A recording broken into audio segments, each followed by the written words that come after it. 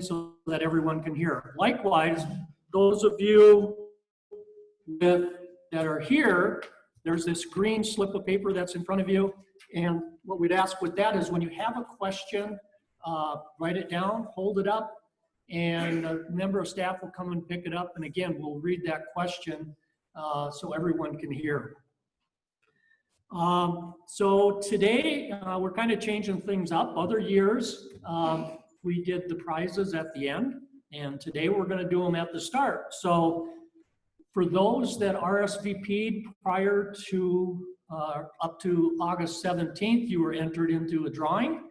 And so we've got 3 in-person winners and 3 virtual winners. So the in-person winners, Elizabeth Stevens, Karen Woods, and Kate Stevenson, all were winners of $50 gift certificate, and those were handed out to them when they checked in. And the virtual folks, Greg Nygren, Kathleen Hoover, and Tim Thuringer, and just kind of where are these people calling from, or where are they entering into our meeting from? Greg's in Brainerd, Kathleen is in Pelican Rapids, and Tim is in Sauk Rapids. So we're reaching out a fair distance on these. Those folks, if you are on right now listening to this annual meeting, please chat that you are here so we can certainly recognize you with these certificates. So thank you. Now, that does not end our prizes. We've got one more prize to award, and that prize is, how many miles do you live from the nearest mid-Minnesota office? And so for those virtually, please respond on the chat line with your name and the number of miles. And for those of you here, if you would please write it down on the paper at your table, the white sheet, which looks like this. If you would please write that down and hold it up, and staff will come around and collect that. So let's just we'll take a minute to do that. So.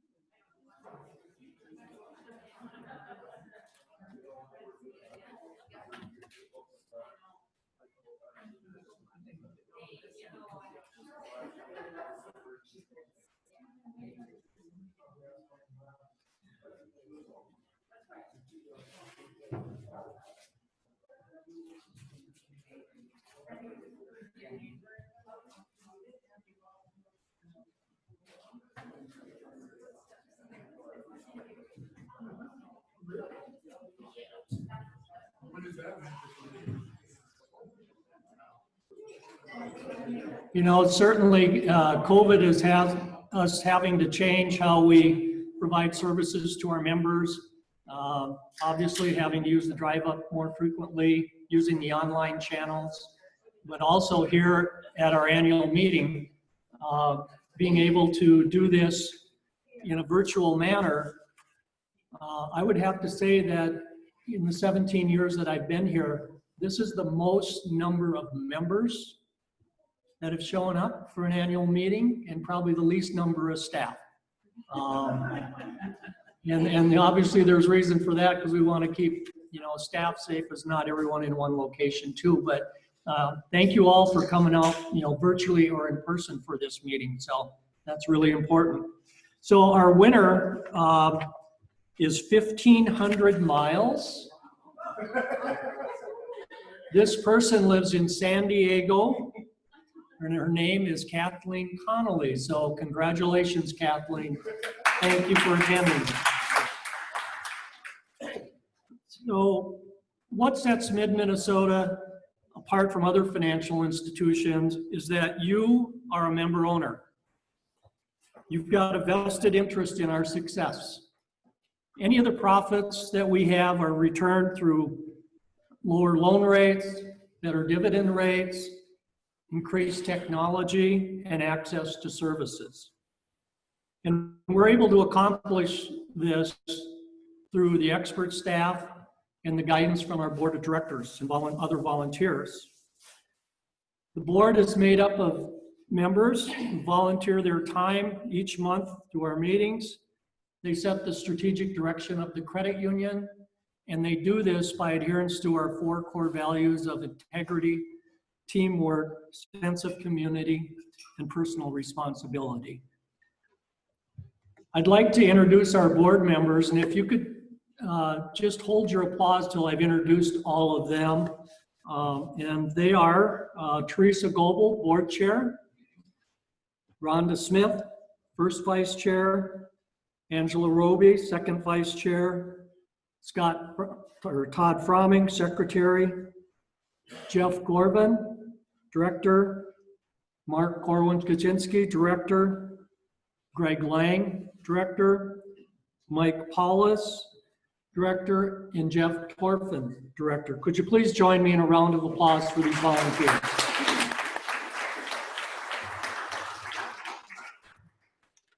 You know, one of the key differences also between the credit union and the bank is that credit union elect members to serve on these boards and various other committees.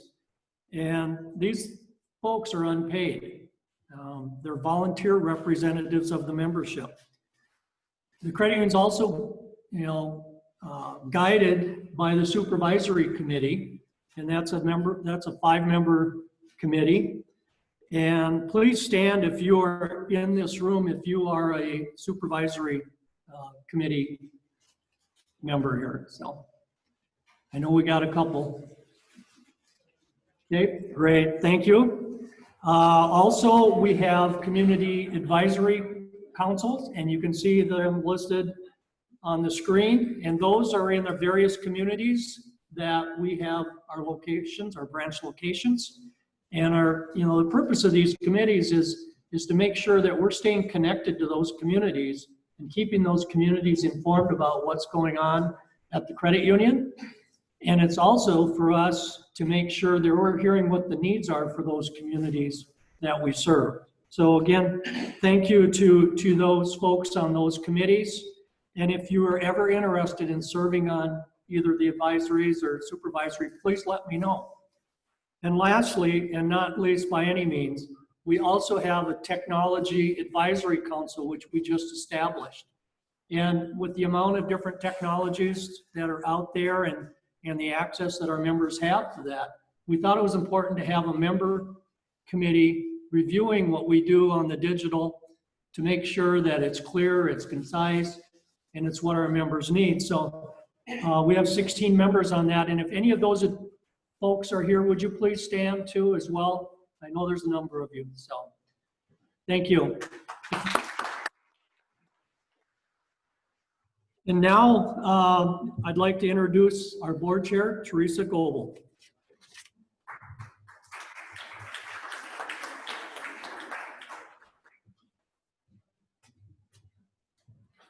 Thank you, Chuck. It is my privilege to call to order the 64th annual meeting of Mid-Minnesota Federal Credit Union. The purpose of this meeting is to give us, as member owners, the opportunity to learn about the financial condition of our credit union and to determine what is good for its continued growth and success.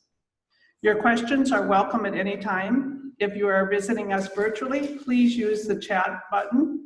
If you are in the room, as Chuck had mentioned, you have green sheets on your table. Please hold them up if you have a question, and someone will come and collect them from you. Has the first vice chair established whether there is a quorum present?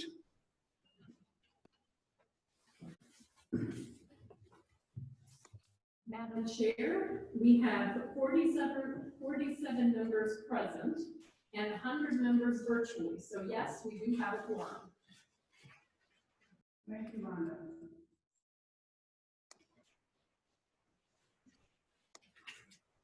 I will entertain a motion to dismiss with the readings of the minutes from the last annual meeting. Is there a second? the dispensing of the actual minutes from the last meeting has passed. The minutes are approved. I will now take this opportunity to share with you my message. It is my honor and privilege to share with you today a few of the highlights of 2019. Throughout last year, we continued to put into practice the core values. At Mid-Minnesota, we believe in leading by example in both the workplace and throughout our communities. I'd like to share with you a little bit about each of these core values and the definition given to each of them. Personal responsibility is our belief that it's important to take ownership and responsibility of and for our actions, as well as to be accountable to those actions. Your credit union board lived out this value in the following ways in 2019. We served 46,736 members. We saved members $827,870 in fees and interest in 2019. Through a national program aimed at helping those with no credit score, our certified staff provided education and financing of 509 auto loans and 87 Visa credit cards. Integrity. Integrity holds us to the highest standards of honesty, moral values, and character. A key way that we deliver on this is ensuring the youth, the future of our communities, that they have a strong educational foundation to make decisions. Last year, we provided 400 hours of financial education through 18 school districts and organizations serving youth with no compensation or promotion of Mid-Minnesota Federal Credit Union. Sense of community allows us all to be part of something bigger than ourselves. We strive to create a sense of community and value both inside and outside the credit union walls. We can demonstrate this core value by supporting community activities in giving of our time, talent, and treasure. By getting to know our members and creating relationships with we, in turn, can best represent them in word and deed. In alignment with our value of community, I can proudly report that in 2019, Mid-Minnesota Federal Credit Union was able to give back $99,000 to nonprofit organizations throughout our field of membership. That is incredible. In addition, 62 staff volunteered over 1,618 hours to 135 organizations. Again, that's an incredible number that we can all be very proud of. And last, but certainly not least, is teamwork. Teamwork is key as we work together to achieve our organization's goals. It takes each and every one of our 147 expert staff to serve our membership that has grown to more than 48,000 people today. Each of these core values will continue to guide us as we serve our member owners and communities long into the future. I have proudly served on your board of directors for 11 years, since 2011. I am grateful for the opportunity to represent all 48,000 members. Never hesitate to contact me or any board member if you ever have any questions. Thank you.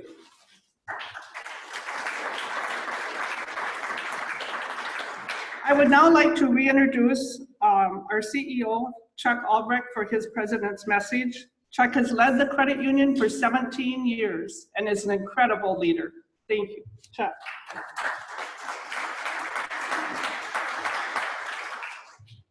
Thank you, Theresa. Let's get to my spot here. I don't want to forget anything. There's a lot to talk about.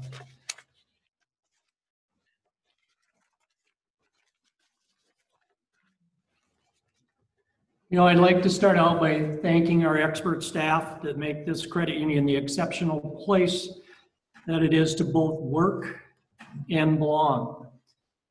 I truly value and appreciate each one of them. In 2019, we focused on 5 strategic initiatives. They're on our screen. The first is an enhanced member experience, and we reformatted our internal member materials for staff in aiding our members. Digital experience, we launched the Technology Advisory Council in order to make sure that our members can use those technology services in the best possible ways. We introduced services of being able for our members to pay their loans with accounts that they have at other financial institutions. We instituted push notifications out in the digital arena.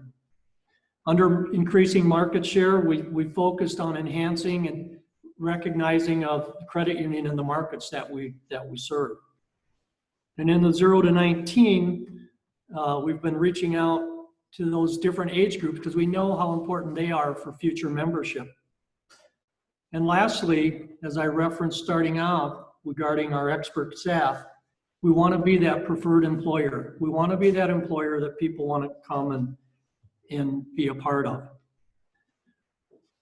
We also grew physically this past year, opening a new location in Norman County. Prior, we were in Twin Valley when we accommodated a merger, and we moved the office location to Ada, which is the county seat.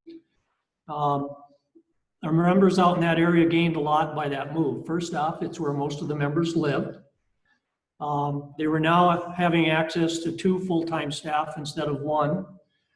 Safety deposit boxes they could have those with our institution. We had a secure night drop. We had a drive up. We had, accessibility for our members. The last location, there was a series of steps. So for handicapped folks, it wasn't advantageous for them to come in. And we provided a drive up ATM, which before we had that inside the building. So certainly a lot more convenient. So since we've moved to that location, we've added 80 new members in Norman County. Now a few other highlights. I'll say I don't want to back up because we had another project that we started in 19, and that was the planning for the Brainerd downtown location. That location had not been remodeled since back in the 80s. And as most of you know that have used it, it was quite crowded and it really lacked some privacy. And on top of that, the accessibility for getting into the building really was not that safe. So this drawing that we have up here outlines what the new parking lot is going to look like. So you can see that you'll be driving up facing the building. Handicap accessible parking will be right near the front door instead of at the end of the sidewalk. And there actually will be more parking spaces within that parking lot. So the inside of it will be brightened up significantly. We will be adding some larger windows versus the small windows the structure had. We are creating more private spaces for members. As with the current situation that was there with the cubicles, it really was hard to maintain privacy. So there'll be separate offices located around. And the other thing that you will notice is when you walk in the front door, you're going to be able to look right straight out to the drive-up. So it's going to be a nice, clear, bright facility as you walk in. A few highlights from 2020 thus far, which has been an unusual year, providing both challenges and opportunities to deliver on our mission. We begin the year with a survey of our members, and we do this every other year to ensure that our voice guides our decision-making and focus for strategic initiatives. And thank you if you were one of those 2,126 members that filled this out. That was a record response rate in our member survey. There's a 15% response rate and an average is around 5. I think just some highlights from this is that there was improvement shown across a number of areas. There was a 7.3% improvement in the satisfaction rating. There was a 6% improvement in the likely to recommend. There was 30% of our members have been members less than 2 years. That's an increase of 9% since 2018. And the other encouraging piece is that our members under the age of 41 increased 14% from 2018. So we have, 40% of our members are millennials and 4% are Gen Z. So we certainly are reaching across the different age demographics to help ensure that the credit union can continue. Just as our member survey wrapped up, we were all impacted by the COVID-19 in our communities. Interestingly, in the time period of March to July, we added 1,481 new members. We've assisted members in the drive-up with 271,676 transactions. We answered almost 87,000 phone calls, and we supported those that were experiencing financial hardship by providing skip-a-pays for 1,401 loan payments, and we helped members modify 66 mortgages. In addition to that, we participated in the PPP program for businesses, and we served 257 local businesses with a total loan amount of $10.8 million. And there was, some really inspiring comments that came out of our member business folks for participation in that. And a couple of them are here that we helped a local company who was about to lay off 50% of their workforce due to the lack of seasonal cabin traffic. And the PPP allowed them to weather the period, and hopefully traffic will return in a couple months. And I'm sure we can all agree that cabin traffic has returned this year. The other interesting one is there was a local business that had most of its financial affairs with Capital One Bank. And you can read this one here that they were unable to accommodate his request. They didn't even give him a call back. And he was very impressed how his local credit union was able to get that PP loan processed, and he was able to get his funds to help his business keep going. So those are the kind of stories that we like to hear from our business members, because we know we're doing that in their best interest. I'm really proud of Mid-Minnesota Federal Credit Union, the staff. I'm very blessed to have the board of directors that we have to govern this, the supervisory, the advisory council volunteers, the technology volunteers, that all are looking out for the members and helping us to become a stronger organization. And with that concludes my report. And for now, I would like to introduce Bill Bailey. Bill is chairman of the supervisory committee, and he will give the report of the auditor.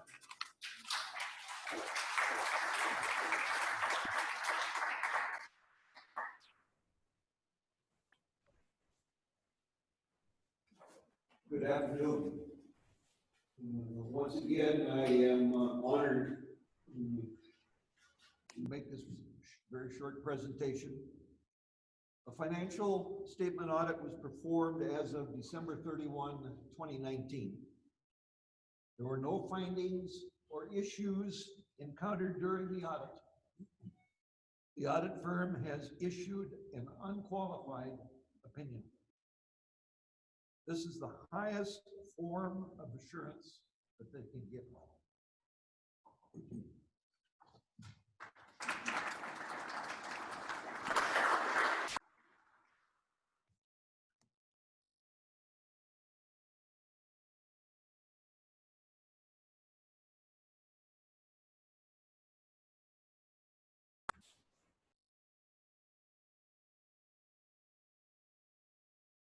There being no business to report from our previous meeting, we will proceed to new business.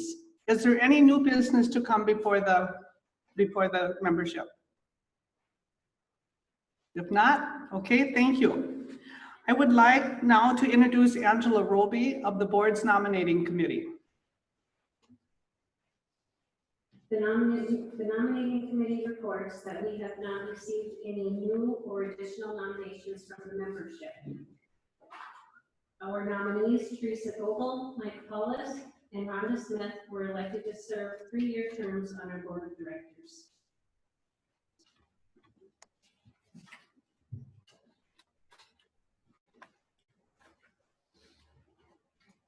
Thank you, Angela. New this year, we have added an educational component to our meeting regarding identity theft, which is so important to all of us. Presenting on this topic is Chris Tangen, Executive Vice President and Chief Technology Officer at Mid-Minnesota Federal Credit Union.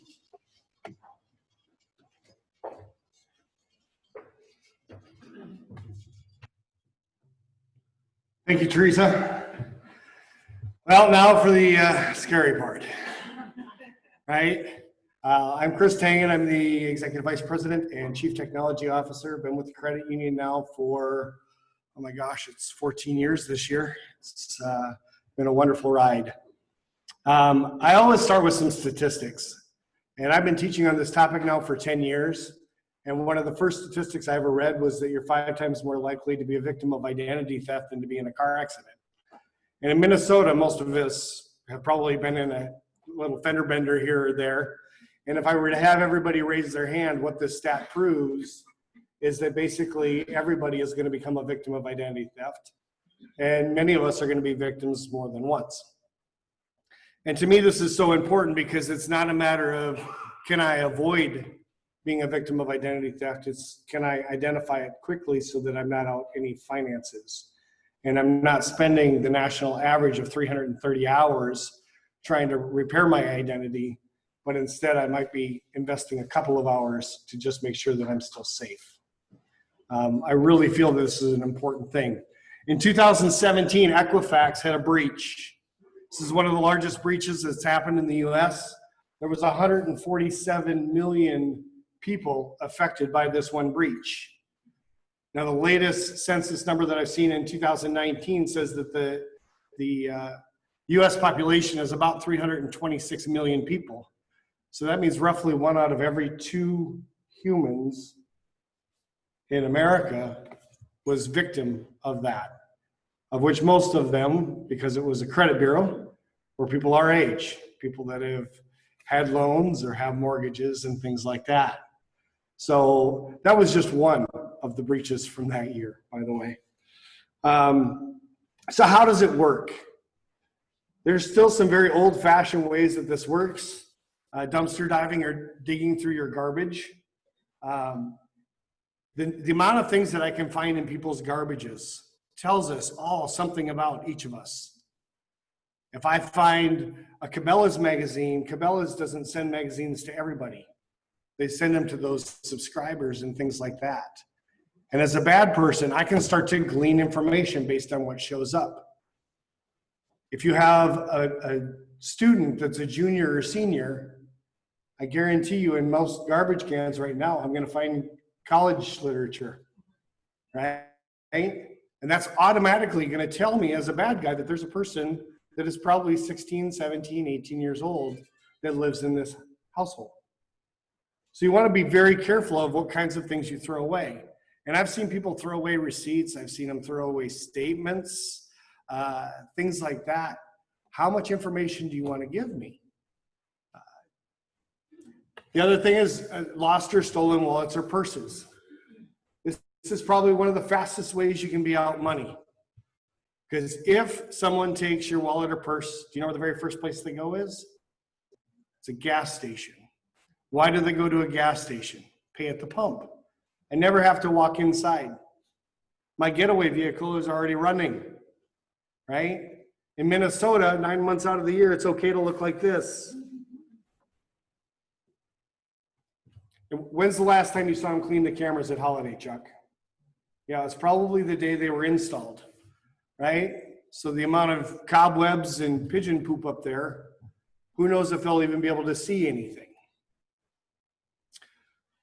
Phishing and smishing. Phishing is the #1 way that we can be infected with viruses and malware, or that breaches can start to occur on your businesses. Phishing is an email that'll come in and it'll have a link or an attachment added to it. Anytime you see a link or an attachment, it should automatically raise a huge warning flag for you. And your question always needs to be, am I expecting this email right now? And if the answer isn't yes to that you are absolutely expecting it, you need to do some research. Because it's nothing for, anybody could go figure out Chuck is our CEO, right? And do I expect Chuck to email me things? Absolutely, I expect him to email me things. Do I expect him to email me things asking about staff's information? No, I really don't expect him to email me about that, especially if he hasn't already talked to me about that. But spear phishing might target somebody like me and say, Chuck is asking you to put together a list of all the employees or all the employees that use our insurance or something. And if I reply to it, it's likely not going back to Chuck, it's going back to a bad guy. So if you receive something and you're not expecting it, and Chuck has gotten calls from me, right, Chuck? Did you send this? What's it about? I've done that for my friends. I've deleted emails because I've received things, hey, check out this video, it's a cool video. You didn't tell me anything about it. Why in the world would I open it? But that's the #1 way. It starts about 91 to 93% of all breaches, all malware, and everything. That's how it starts. Phishing is the same sort of thing, but we're using the phone. So a great example of that is somebody gets a call from quote unquote Microsoft or the IRS. They're trying to find out information. They may pose to be mid-Minnesota, right? And I place a call. Is it real hard for me to figure out that many of the people that are members have the area code 218? Is it hard for me to figure out that many of those exchanges are 829, 828, 820, 821, 330, 454? I probably hit most of your exchanges. Really hard for me to start dialing numbers after that to actually get a telephone to ring. So if I called you and I said, hey, this is Chris from mid-Minnesota, we believe you've become a victim of identity theft. Would you not want to know that information? I would hope so. Would we not want to tell you that information? I would hope so. The question has to be, though, am I expecting this call? And in most cases, our answer would be what? No, I'm not expecting it. So what can I do to turn this around? I want to make it so that I initiate it. I say thank you very much. Do you think I can look up mid-Minnesota's phone number? Right? So I dial mid-Minnesota's main number and I ask for Chris Tangen. And when you get transferred to me, then we continue that conversation. Right? How many of you know that COVID-19 is going on right now? So do all the bad guys. How many of you guys have heard about Hurricane Laura? So do all the bad guys. How many of you believe that there are organizations out trying to help people with these crises? So do the bad guys. So they're going to place calls to you. Smishing is the same sort of thing, but it comes in the form of an email, a text message. You know, I've been graced lately about 3 to 4 times a day. I get a text message for Eric. Why Eric? I'm not sure. Trying to get me to click on links. I don't know who signed up for what and gave them my number, but oh, am I thankful. Solar mail. How many of you guys have a mailbox in front of your house? How many of you guys are home every single day when that mail person comes around? How many of you know everything that's going to come in your mailbox? Do you realize you can? Informed delivery is a new feature from the post office. They will take photos of all of your first class mail. So not your junk mail, but if you're going to receive statements or you're going to receive a check from somewhere or a letter from someone, they will actually snap a picture of that and send you an email or a text with that message in it. Not the contents of it, but the envelope, so that you know what's going to be delivered. So that now you have an idea of what's coming in the mail and you know to get out there quicker to get it out of your mailbox. I was graced by a snowplow a few years ago to have my mailbox lightly taken down. And once I realized that I couldn't put it back up, I had to go to Home Depot. And do you realize they have a mailbox aisle? They really do. It's about half of an aisle. And if you know anything about me, I'm super frugal. And so I started on the far left end. That's the cheap side of the mailbox aisle, all the plastic mailboxes. Well, I'm not quite that cheap. So I moved up a little bit to the tin box. But right next to it was a locking mailbox for $5 more. It looks kind of like the old slot would be, and then you have a key to open it up and you can get your mail out of it. For $5, might be a little insurance policy. There's only two things I believe that are mailed today. It's birthday cards and bills, right? Either way, if I see the red flag go up on your mailbox, it tells me it's payday, right? You're either giving maybe a grandson or daughter a check or something for their birthday or some cash, or you're paying a bill and you're either filling it out with your credit or debit card information or you're writing a check. And how many of you have seen people write checks with this pen or a Bic ballpoint pen or a Papermate pen? And how many of you realize that I can erase that ink without damaging the check? On your tables, you'll find this pen. This is an anti-check washing pen. It's filled with indelible ink. The only reason I remember that is because I love saying the word indelible. This can't be erased. You can also buy a gel pen and get the same sort of thing. For any of you online, if you care to text us your name and address, we'll be sure to mail one out to you. How many of you have ever used free Wi-Fi? How many of you know the premise of Wi-Fi? Wi-Fi works on the premise of he with the strongest strength wins. So no offense, when I came here, and there's the Arrowwood guest, right? Do you know for sure that you logged into the Arrowwood guest today? Not for sure. That could be me. That could be me sitting in a different room, capturing everything that you do online or using your phone or whatever. What would I do to help protect myself of this? A lot of times I'll hotspot my cell phone and then attach to this. I control the username and password on this. I control when it's on and when it's off. And so I can do that. If I do have to use a free Wi-Fi, I'll connect to our VPN back at the office. Because the way our VPN works, all of our traffic has to go through that VPN tunnel. And thus, even if you're providing me the internet, you're not seeing any of the things that I'm doing. Go to the next one. So I've already talked about the check washing pen, and I've already thrown the other one away. Shredding.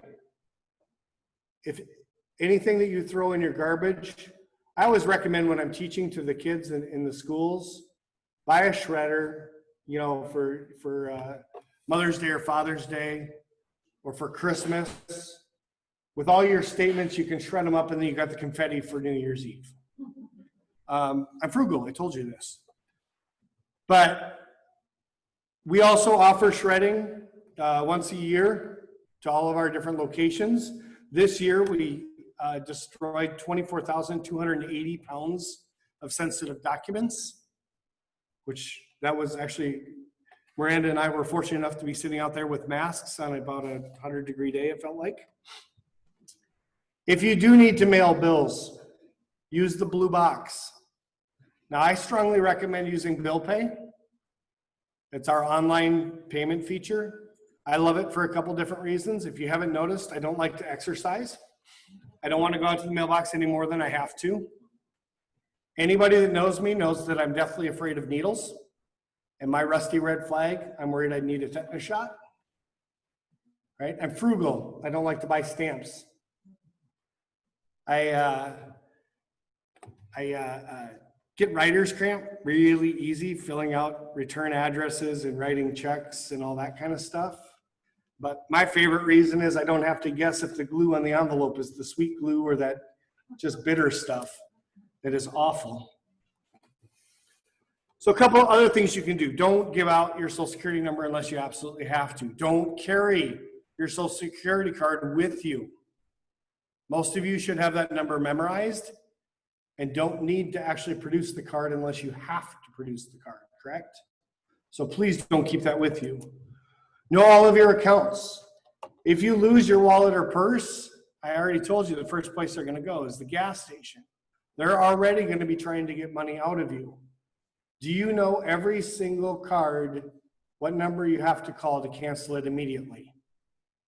I'm fortunate, I do. I work at the place. I even know who to get transferred to, right? But that's not everybody.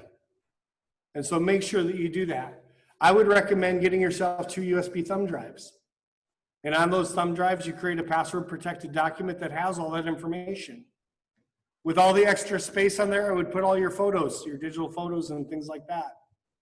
Then I'd store one at your house in a locked spot, and I would store one in a safe deposit box. The one at your house is the quickest one you can retrieve. However, if you ever lose your house to a fire, you're still going to probably need to reopen all those credit cards and everything else again. And it would be nice to be able to go pull that out of your safe deposit box. The reason for the photos, in the case of that fire, I can't make my kids cute again. It protects those photos. And then I want you to just be aware of things around you. People, be aware of Alexa. Alexa records everything we say. She has to. How does she wake up when you call her name? Siri does the same thing. Google does the same thing. You know, if you've ever been on your phone shortly thereafter and you go look at something and now the ad is something you just talked about, you ever wonder how that happens? That's how it happens. Just be aware of those things, not scared of them. Be aware of the person that's standing next to you as you're trying to type in your PIN on the ATM. Be aware of things like baby monitors. Baby monitors are a wireless technology. Do you ever have to set up a username and password on those baby monitors? They're pretty easy to hack into. So you could have a person sitting in front of your house listening to everything that's happening on your baby monitor. Monitor all of your accounts. I don't know about any of the rest of you, but I have no idea what I ate for dinner 2 days ago. And I'm never going to remember everything that myself and my wife and others in my family are doing all month long, waiting for my statement to see that all those transactions are legitimate. I also like online banking to monitor it because I can see the check image front and back. I know how most people balance their checkbook. They look for check 1, 2, 3, 4 for $20. They say that was the pizza I ordered. Check 1, 2, 3, 5 for $50. That was my Visa payment. Do you know that that check actually got sent to where you believe it got sent to? Or did Chris just check wash it and change who it was payable to?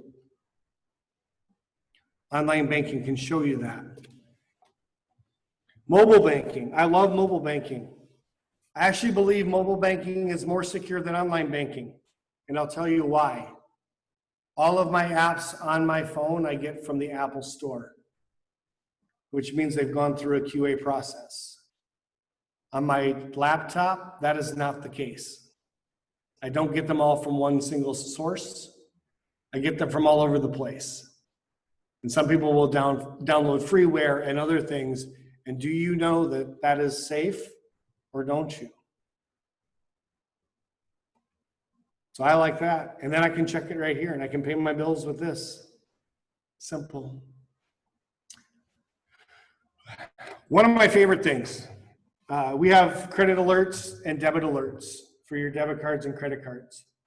And you can set up credit and debit alerts for all sorts of things. I can set them up for maybe international transactions. I don't want any international transactions done on my accounts. Or I could set them up for time of day. Maybe I feel like I'm asleep from 10 p.m. till 5 a.m. And so anytime between those hours, I don't want my cards being used. Or I could use it for online purchases or card not present purchases. That's an online type purchase. Now, I always warn people about this. If I set it up based on time of day, right, and I said from 10 p.m. till 5 a.m., I don't want it to be used, but then I decide to go on a family vacation, and because I have kids, I want to drive late at night so that they can sleep, and I get a little sanity while I do this. But I need to get gas, and it's 2 in the morning. I could potentially lock myself out of my own account.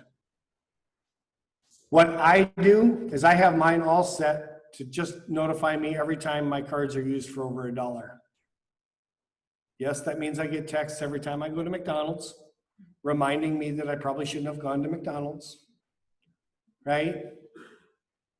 Or I'll be like, oh, somebody just texted me. No, you just ordered lunch. Never mind. But I know the moment my card is used. And if it's not something that I've authorized, I know immediately to go start shutting it down. That's that quickness of being able to do those things. New thing that we just added was Savvy Money. This allows you to monitor your credit score. And one of the foremost ways to know if you're going to be in trouble is if your credit score starts just tanking and you don't have any idea why. Savvy Money will actually tell you what things are causing your credit score to go up or down and give you suggestions on how you can possibly improve your credit score. It also looks at some of your accounts and is able to potentially offer you things to save you money, whether it's in a lower interest rate or just a better product. The old-fashioned things. I believe we have to have antivirus and anti-malware. It's a necessary evil. I think bigger problems are those phishing attacks, because most people aren't writing things to come and attack without your knowledge. We have way too many things to stop all that. I want you to look for that HTTPS at the top of your address bar when you're surfing the web. Now, that does not say that you're on the right website. It just means that whatever website you're on, you're dealing with an encrypted form of transmission. How many of you guys have Facebook? Not too long ago, when you logged into Facebook, your username and password went across the wire clear text. That means somebody like me could see your username and password go across the wire. I don't care how difficult your password is. If you write it down, I can usually copy it. And one thing I know about a lot of people is they tend to use the exact same username and password on every website that they ever go to. So if you did do that with your Facebook account back in those days, and I saw it, do I now have access to your Amazon account? Or your iTunes account? Or eBay? Maybe. I'll talk about passwords in just a little bit. Turn off location services. How many of you guys use one of these little bad boys to do pictures? Right? Location services installs the date and time and the geolocation of where every one of those photos is taken. It's under privacy settings if you're wondering, and then location settings, and then you go to your camera. I would suggest you set it to never. You can always turn it on if you really want to know.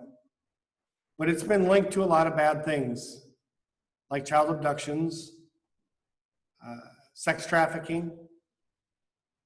And how is that happening? Because people take pictures of their kids or grandkids, right? And it puts in there that geolocation and the date and time. And then we post it on Facebook, letting everybody know exactly where we live and what bedroom that picture was taken in. So if you have that, please turn that off. I would also recommend only posting things from your past and never anything from your present or future. Please don't check in when you go to the Vikings game, Because if I know where you live, I know that you've got at least a couple hours to get out of the parking ramp and then another hour or two to get back here. You just told me that your house is completely open for me. So passwords. If you follow my rules with the 8 characters, the complexity of it is 1,073,854,000,000 and change. To put that into some sort of perspective, if I were to try and pay off the first $1 billion of the national debt and I paid $1 every single second, it would take me 32,788 years to do so. We're in year 2020. So eight characters minimum, all 4 complexity rules. That's numbers, lowercase, uppercase, and special characters. I want you to do a few things though. You need to avoid socially engineerable things. So husband, wife's name, grandkids' names, kids' names, pets' names, favorite stars or whatever, any of those types of things. Those are the first thing any hacker is going to guess. I also want you to avoid a couple constructs. I hate it when a password starts with a capital letter. If that's your only capital, that follows just the English language, right? And what do a lot of people do? They'll use a word like summer with a capital S, U-M-M-E-R. Then they'll add their numbers, 20, because that's the year we're in. And then we always add the infamous exclamation point at the end.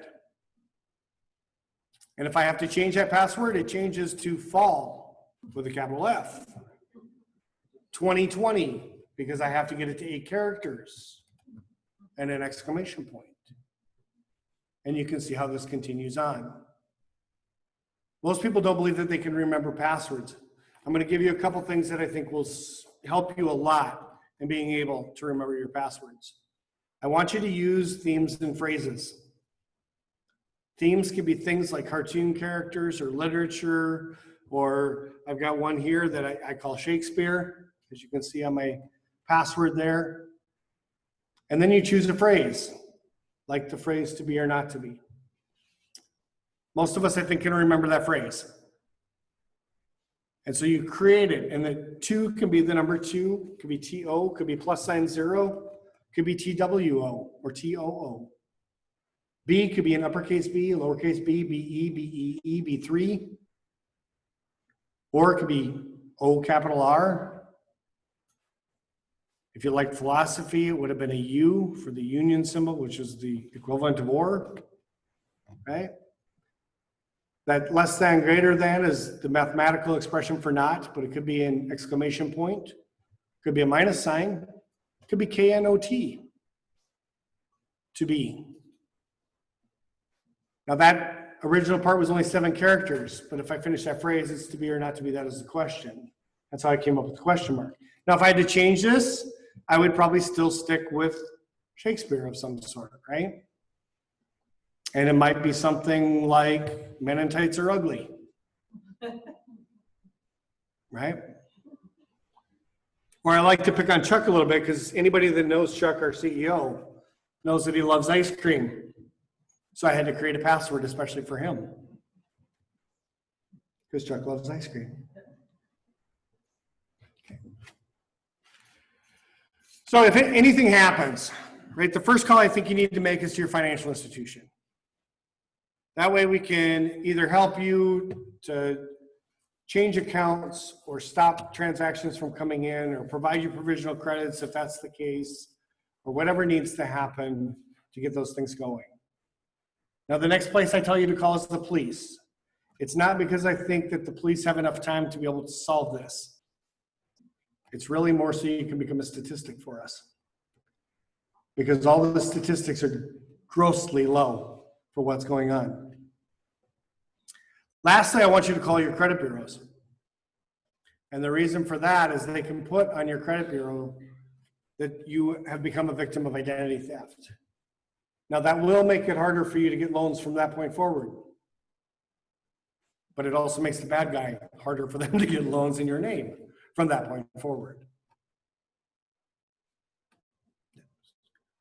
Does anybody have any questions? If you have them online, you can just chat them in and somebody will run them up to me. Otherwise, and hopefully they use really good penmanship because I have really bad eyesight. Can I describe more about the modifications to mortgage? All of the modified mortgages, complete refinances of the loan. Can you speak to that one?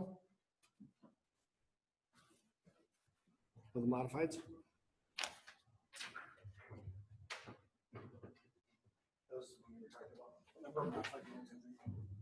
Yeah, during COVID, there was options for people to take a look at modifying their mortgage. It might be through changing the due dates with that, getting a forbearance on payments for a few months. But if you're interested in any of that, please contact us at the credit union in the mortgage department if your mortgage is with us, okay?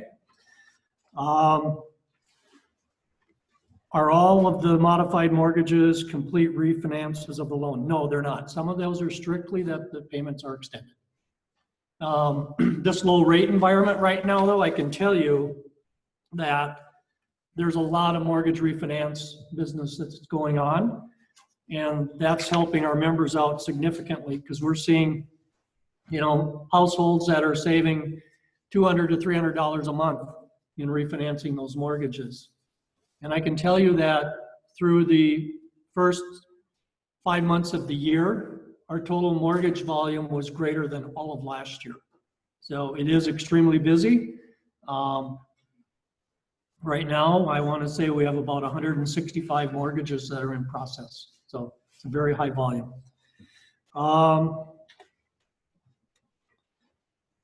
Has there or will there be any different approach to lending by MMFCU due to COVID-19?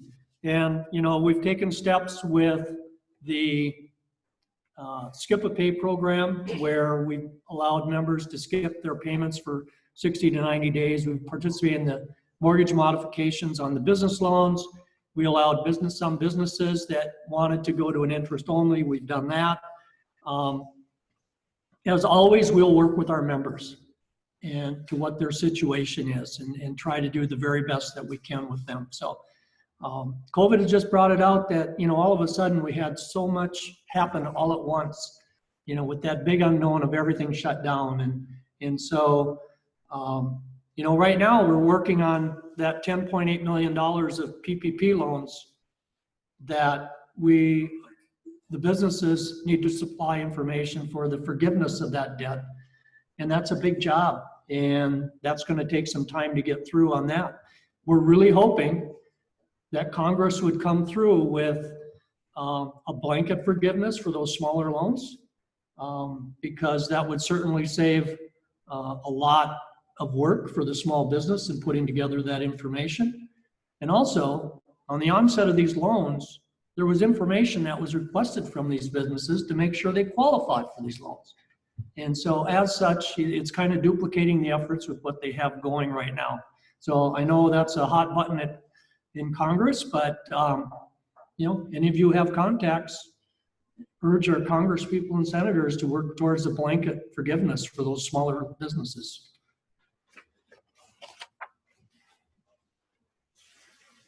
Okay, this is an interesting one. This is a bit of trivia, but how many employees did we have the year the credit union was started, and how many members did we have?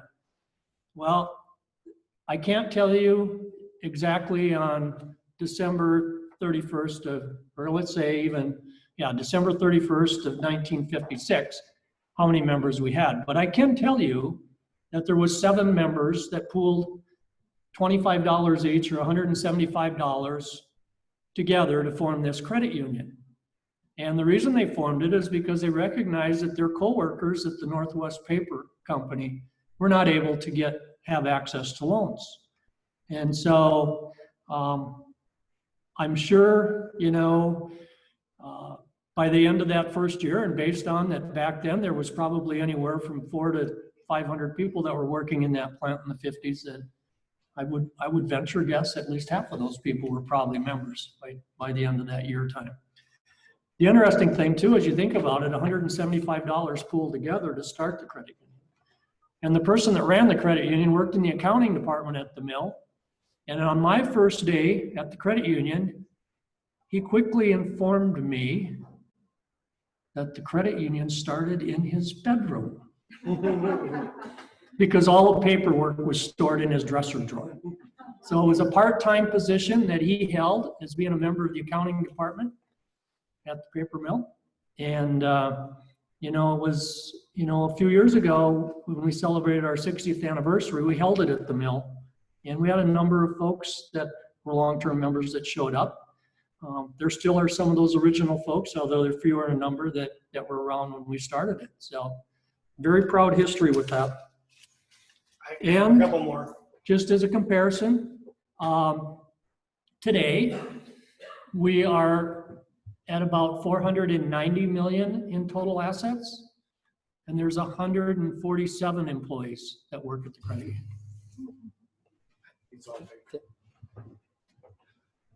All right, then we had just a couple more questions. This one, why shouldn't I throw away receipts such as gas station or food purchases? If you have a shredder, to me, it just doesn't take any more time to shred it. Depending on the receipt, a lot of those receipts give more than just totals and what you ordered, but they also show me spending patterns. They also show me what you spend on and where you shop. Because if I go online to go purchase a stolen card, I get to choose where that card comes from. So if I'm going to go to Dallas, I'm going to purchase a card from Dallas. If I'm going to Brainerd, I'm going to purchase a card from Brainerd. And if I know, the more information I know about you, the harder it's going to be for you to even see that transaction, because I'm not necessarily going to do a big transaction. I'm going to use one of you for a tank of gas. I might use one of you just to go buy a small bag of groceries. I'm going to use one of you for something else, right? I'm not going to go spend $800 because you're probably going to find that. But I'm going to spend $10 to $20, something you might not see, or you might quickly glance over and say, yep, Chuck had to buy gas. The other question came in, which card is the safest, a credit or debit card? I'm going to say they're both safe. I would certainly recommend at this stage in the game that you have a chipped card and not just a mag stripe card, and that you're using the chip everywhere that you possibly can. That is definitely more secure. I also would recommend, in many cases, if you're using your debit card, to sign. When you sign using a debit card rather than using your PIN, you're under the rules of Visa, which gives you the ability to claim fraud and be reimbursed for those funds, which I think is in your better interest. That being said, depending on how difficult your PIN is and how good you are at making sure that nobody knows your PIN, that's a very secure way of doing things as well. Because if you don't have just a simple 4-digit PIN that's your birthday or the day you got married or something like that, or when your kids were born, then it's very difficult for me to guess what your PIN is. So I don't feel like either of them are insecure. I remember the old days with the credit cards. And if you ask them to destroy the carbon paper, they ripped it once and threw it in the garbage for you. We've come light years since those days. It's just that the bad guys are using things more and more.